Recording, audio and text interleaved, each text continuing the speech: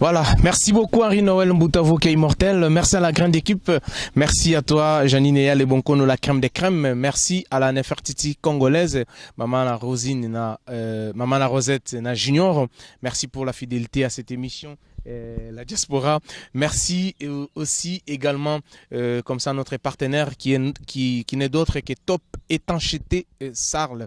Merci à toi, merci aussi comme ça à la crème des crèmes, Janine Eyale, je ne manquerai jamais parce que tu es en train vraiment de travailler d'arrache-pied pour que cette émission se passe dans de bonnes conditions. Merci aussi à la messe sacrée, maître Alfred Ngoyi, à Zurich.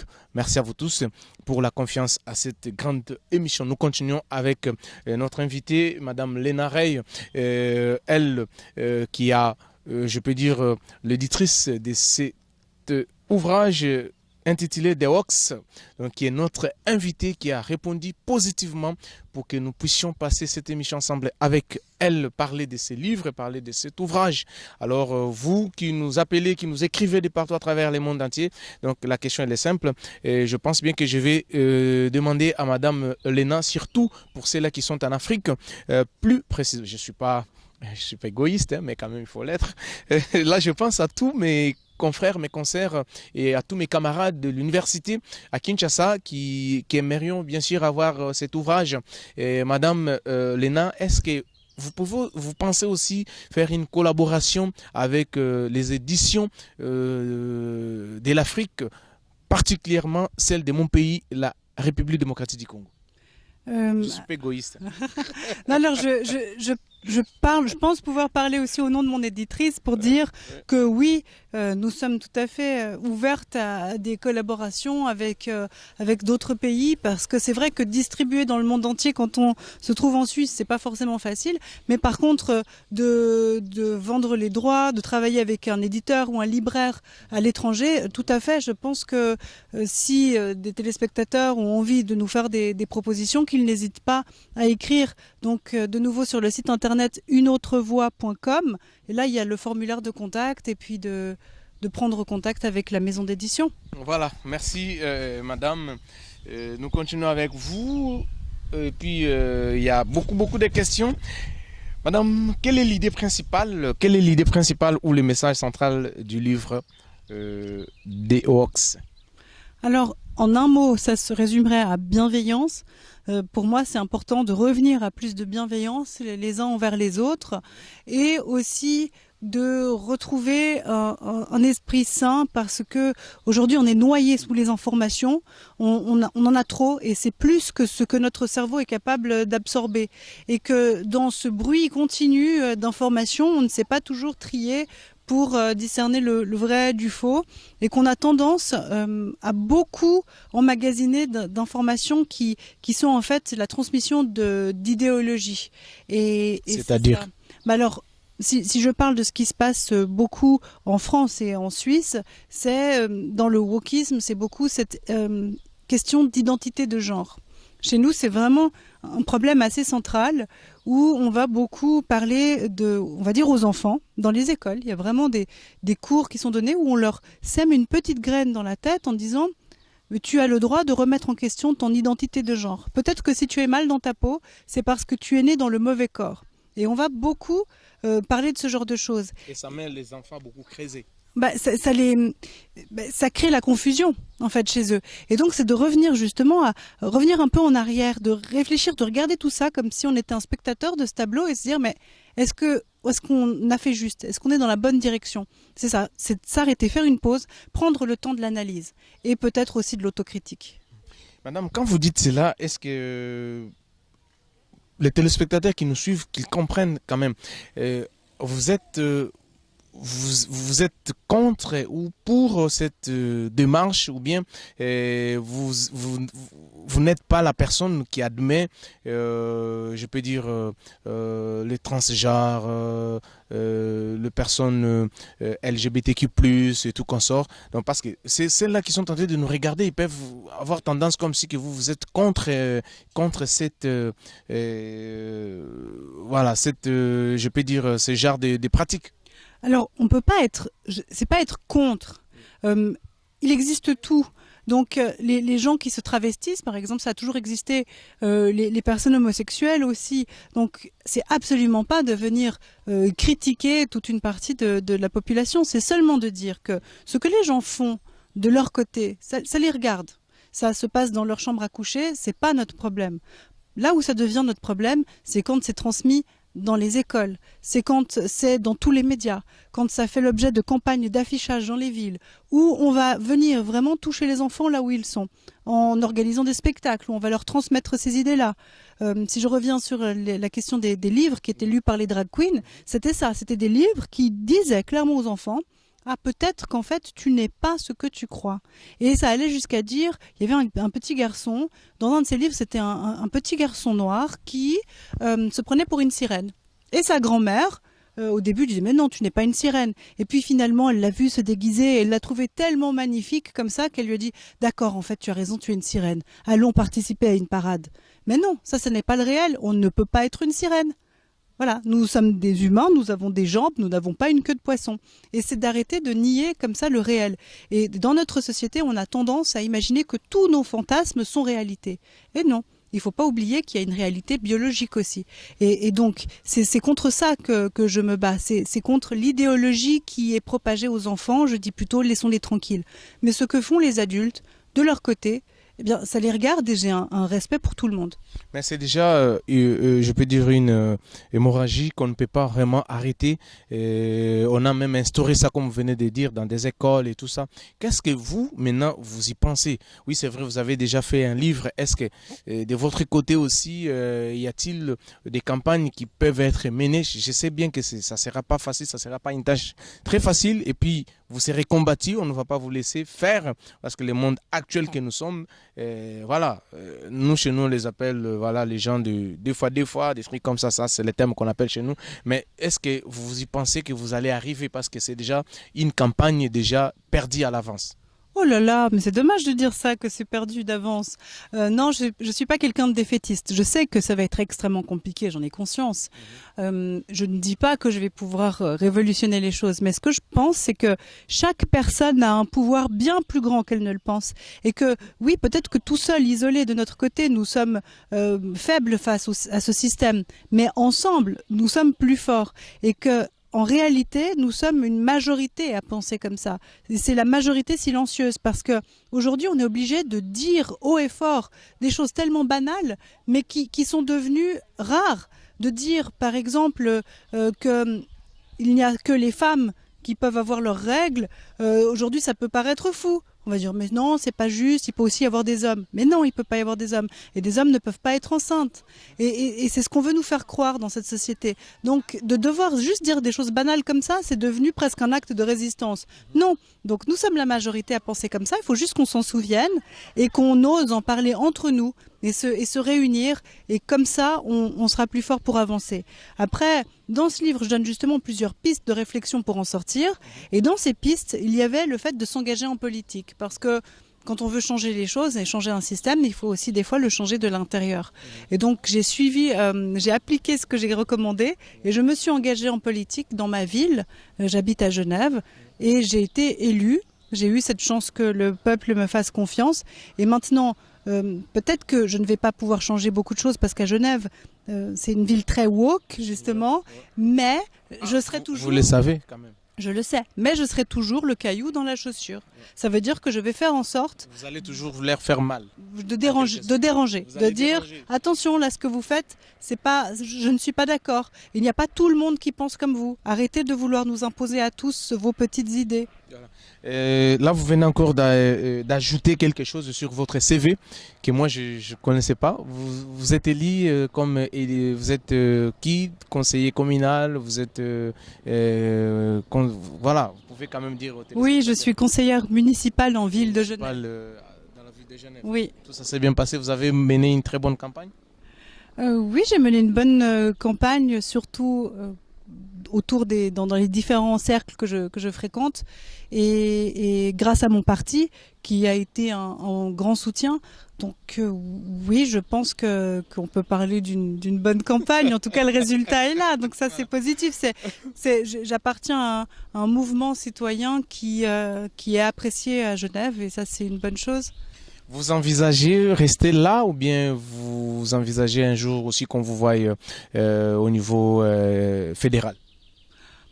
Je n'ai pas pour le moment ces projets-là, parce que après, quand on arrive au niveau fédéral, ça devient vraiment un engagement professionnel. Ça n'est plus de la politique de milice comme ce que je fais maintenant.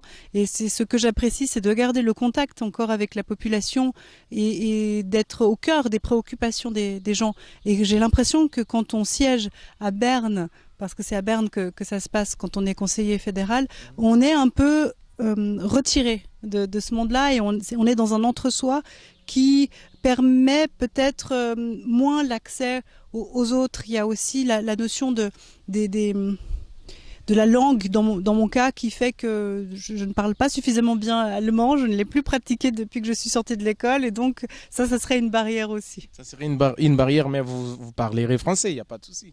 Oui, mais il faut parler les langues, idéalement les 3 langues. En Suisse, c'est quand même le français, l'allemand et l'italien. Et puis après, il y a le romanche, mais ça, c'est plus rare. Mais il faudrait quand même parler 3 des langues. Voilà, merci. Elle est conseillère municipale de la ville, c'est ça? De la ville de Genève. Elle a été élue.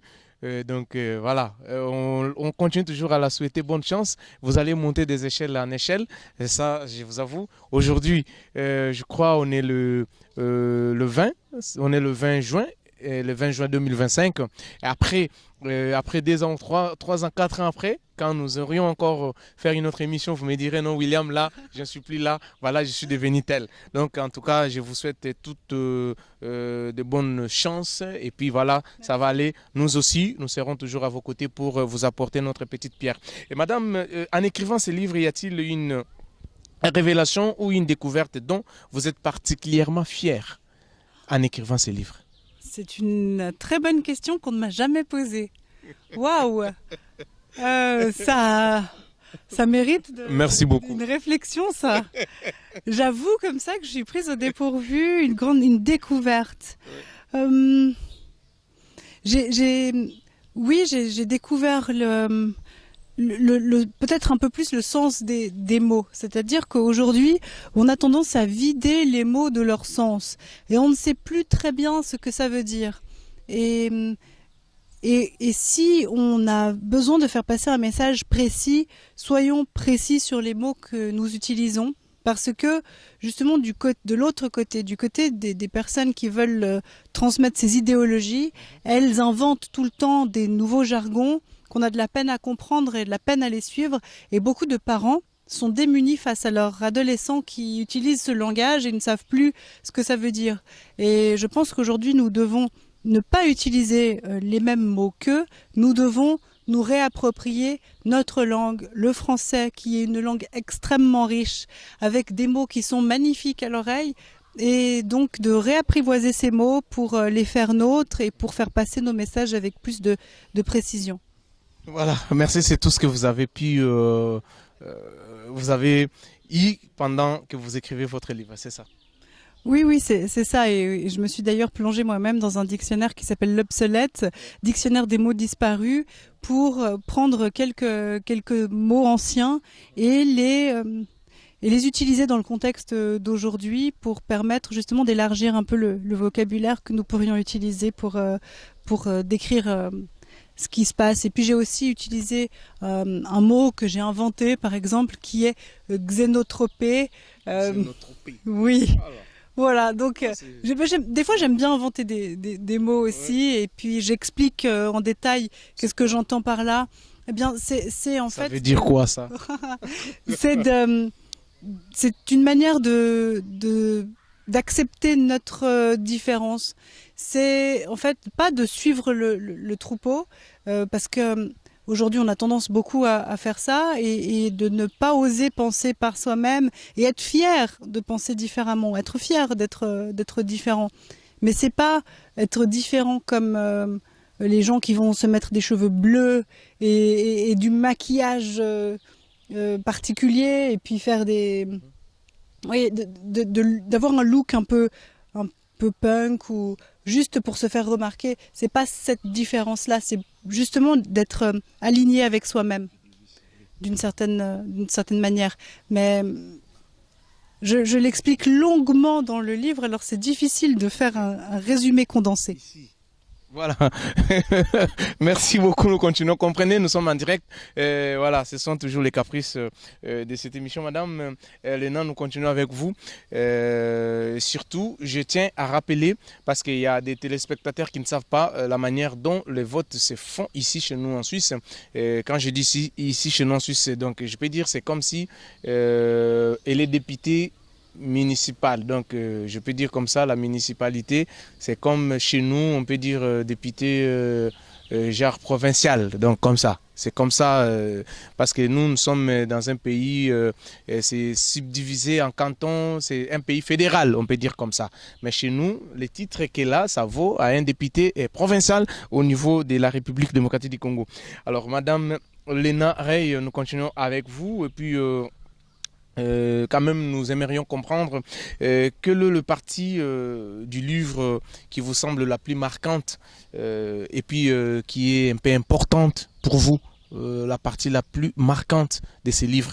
Certes, même, ouais, je sais bien que tant que maman, vous me direz, non, écoute, William, tous les enfants, ce sont toujours mes enfants. Je ne peux pas aimer l'autre et puis refuser l'autre, voilà. Mais quand même l'arbitre qui a toujours arbitré un match de football, il a son équipe qu'il admet aussi, quand bien même il est arbitre. Je sais, vous êtes mère, vous avez donné naissance à ces livres, mais vous avez aussi une partie qui vous est très chère, qui vous est très remarquée, et puis je peux dire qui vous fait quand même monter la chair des poules. C'est laquelle?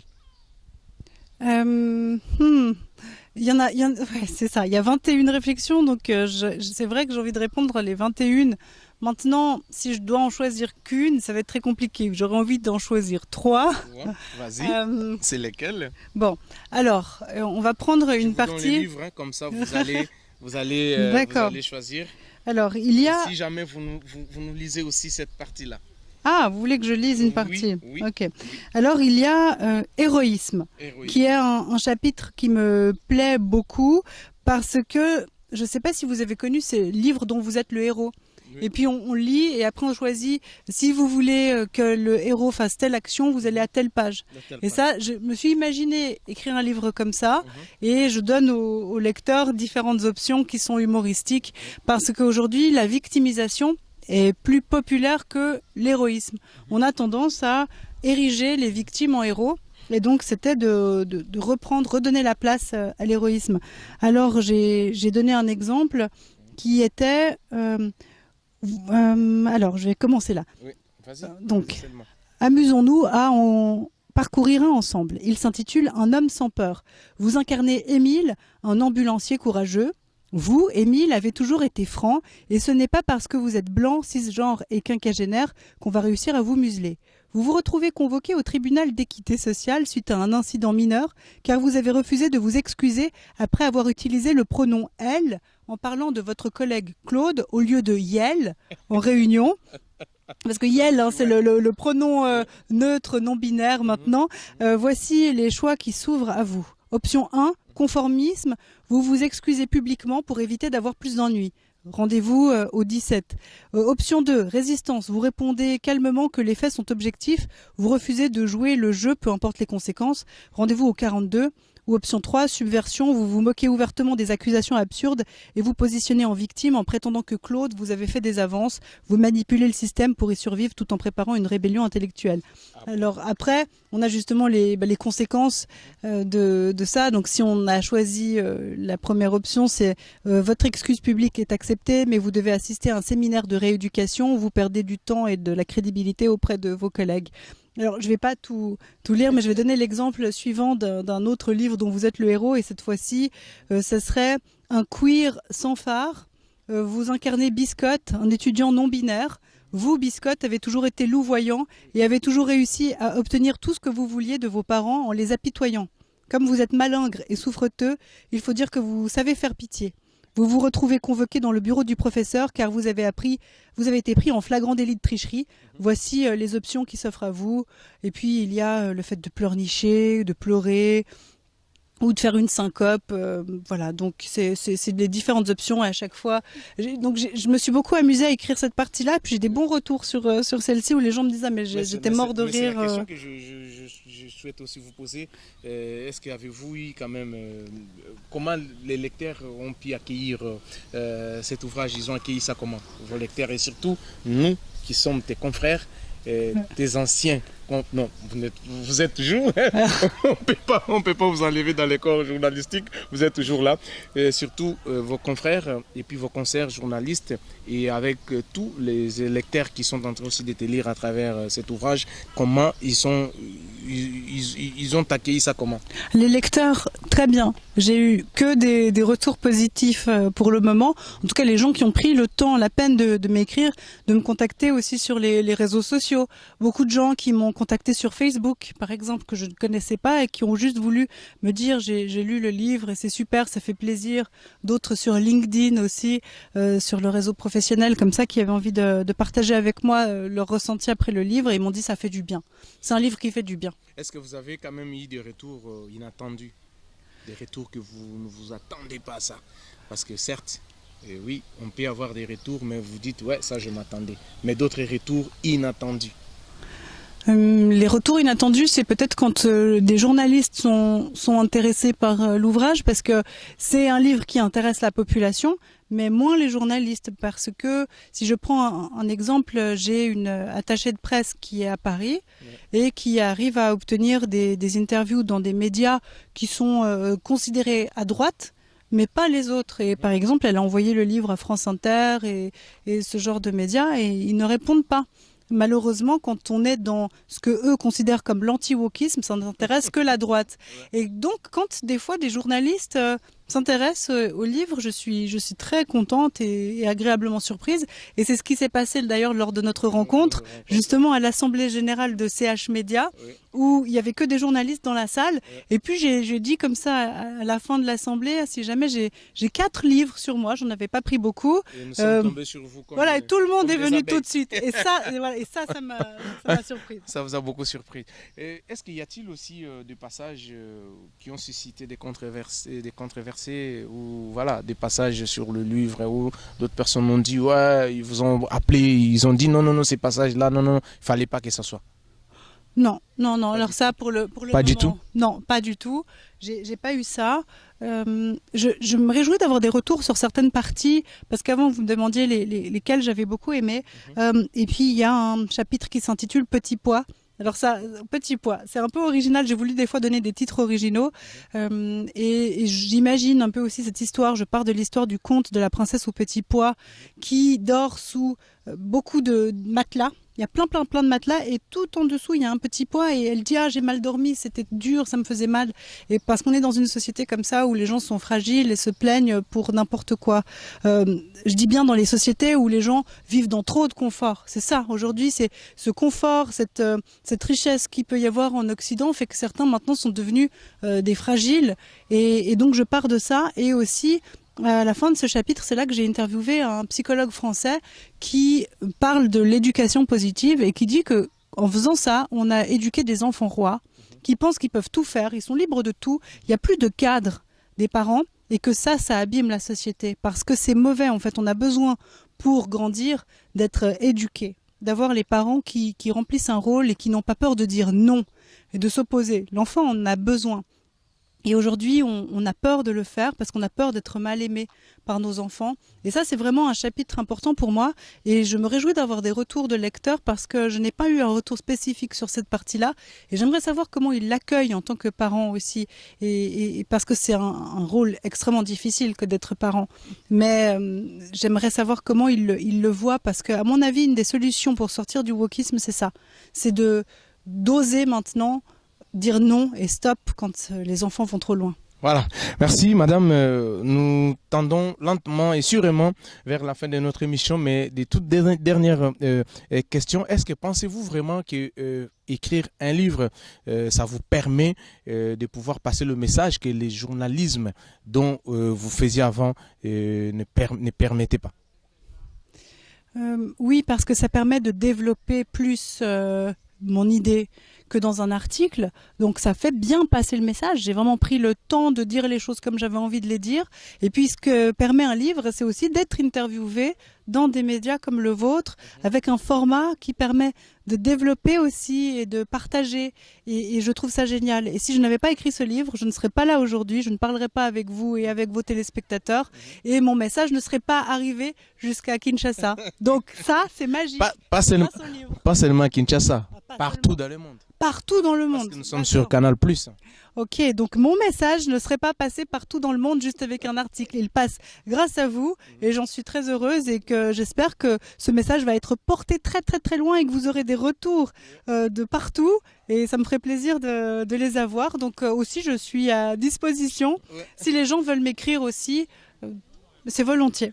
D'accord. Quel conseil donneriez-vous aujourd'hui à tes collègues journalistes ou concerts journalistes qui voudront peut-être un jour aussi écrire un livre? Quel conseil, parce que vous faites déjà partie, voilà, vous avez déjà écrit un livre. Et tout. Quels sont les conseils que vous pouvez donner à tous ces journalistes-là qui sont en train de te regarder en ce moment, qu'ils emboîtent les pas ou bien qu'ils fassent quoi?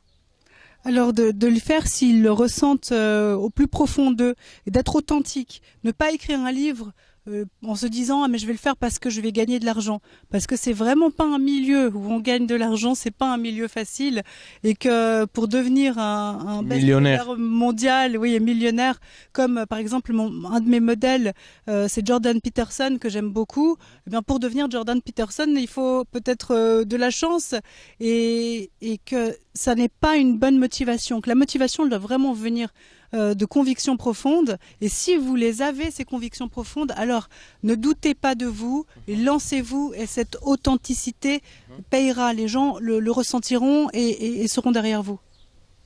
Madame, est-ce qu'il y a-t-il un élément déclencheur qui a marqué le début de votre réflexion? Un élément déclencheur en particulier? Il y en a eu plein. Déclenché. C'était quoi cet élément? Quoi? Vous vous souvenez encore? Je saurais pas dire, mais une des réflexions qui m'est venue un jour, c'était justement de dire que la nature a horreur du vide et que quand on a une société qui a perdu la foi, il ne faut pas croire qu'elle ne croit en rien, elle croit toujours en quelque chose.